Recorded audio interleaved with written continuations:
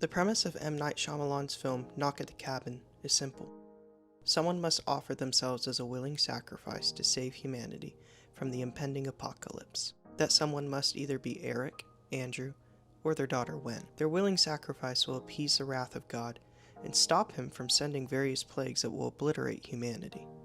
The four horsemen, Leonard, Sabrina, Redmond, and Adrian, come with this message. Although the horsemen admit that it's an impossible decision for anyone to make, this doesn't keep them from using force and other horrific means to ensure that Eric, Andrew, or Wen fulfill their request. One of them must make a willing sacrifice to save humanity. As far-fetched as this premise might seem on a surface level, it works because the idea of a punitive and wrathful God dominates much of the religious framework of the Western world. At some point or another, we have all seen and heard street preachers warning of an impending apocalypse and the need for people to repent of their sins and save themselves before the end of the world. Shyamalan banks the entire premise of the movie on this. The prominence of doomsday preaching in the West inspires and sustains such a film. It keeps moviegoers on the edge of their seats, wondering if the four horsemen are correct in their propositions about God and the coming judgment of humanity. Are Leonard, Sabrina, Redmond, and Adrian just delusional religious fanatics who have been reading a little too much of the Book of Revelation? Are they just faith doomsdayers, as Andrew quips in one of the many intense scenes of the film? Or are they correct? Is God really about to squash the earth if one of them doesn't willingly offer themselves as a sacrifice? I propose that the reason such a question about the nature of God can survive the duration of the film is because it dominates much of the Western religious landscape. We are familiar with such propositions about God, even if we don't believe there is one. And this is the problem, that such an idea of God can make it into a movie and work as the underlying premise. It can keep us on the edge of our seats. It can stir our emotions and even cause us to hope that the God Leonard heralds will hold back his wrath and not make innocent Eric, Andrew, or Wen offer themselves as a sacrifice on behalf of humanity. I know it did that for me. I didn't want to see anyone die, even if it meant saving humanity. I recoiled against such an idea because it seemed so awful. It broke my heart, as it did Leonard's. His heart was broken that he would have to present such awful news to Eric, Andrew, and their daughter Wen. The real antagonist in Knock at the Cabin is not Leonard, Sabrina, Redmond, or Adrian. The real antagonist is the hot-tempered God who demands a willing sacrifice to hold back his wrath from obliterating humanity. Sure, the four horsemen do his bidding, but none of them are happy to ruin Eric, Andrew, or Wen's picturesque weekend at a cabin in the woods. Their God and their conviction of that God demands it of them. The force driving the four horsemen is a conviction that God is about to destroy the world if someone doesn't willingly sacrifice themselves to prevent the apocalypse. For them, this is the truth, and because it's the truth, there are no other options. The end of the world is at hand. There are no ifs, ands, or buts, just greater plagues and consequences if Eric, Andrew, or Wen refuse to fulfill their, God's, request. This pins the audience not so much against the four horsemen, but against God. He determines the truth of the narrative. He is the culprit. He is the villain, and humanity are the victims. He demands blood.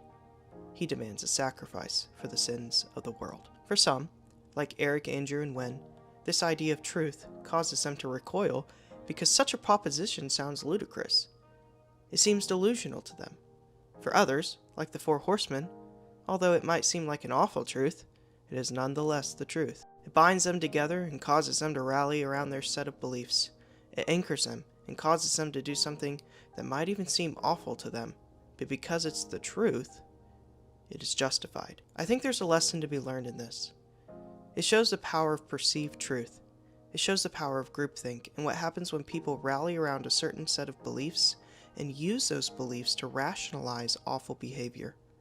Our truth, like the God in Shyamalan's film, can cause us to demand cruel and impossible things of one another.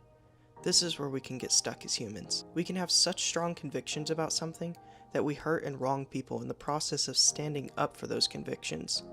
We demand that people adhere to our truth and shun those who disagree with us, pinning them in a corner and forcing our beliefs on them. Now, this isn't everyone, but if the shoe fits, wear it. We might even threaten them, saying that something awful will happen to them for not believing what we believe. This is not just an issue of the stereotypical door-to-door evangelists or doomsday preachers we are all familiar with. This is an issue of idolizing our truths, whatever those truths might be, at the expense of love. Let me say this as clearly as I can. No matter how true it seems, truth that demands that people pay for their sins or for the sins of others is not truth at all. Truth that breeds fear and contempt, or that results in destruction and violence, is far from the truth. This God of ours must be dethroned. It cannot hold up under the power of love. Love demands a higher reasoning than this.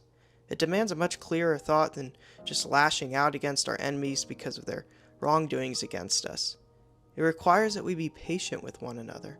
It requires that we be kind. It requires that we forgive those who have wronged us, and we seek to make peace, even when it's difficult. It requires that we value humanity and not consider ourselves better than others. Whatever our truth is, if its foundation is not love, it will crumble and fall, resulting in more harm than good.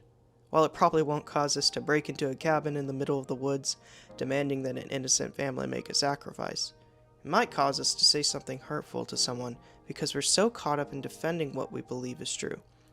It might cause us to demand impossible things of others, using fear to force them into a certain set of beliefs because we are convinced that our convictions are right and theirs are wrong. We might even use news headlines to prove our points, and reference a particular group of people, making them out to be the ones to blame. While this might not appear as grievous as the premise in Shyamalan's film, it's the great plague of the hour.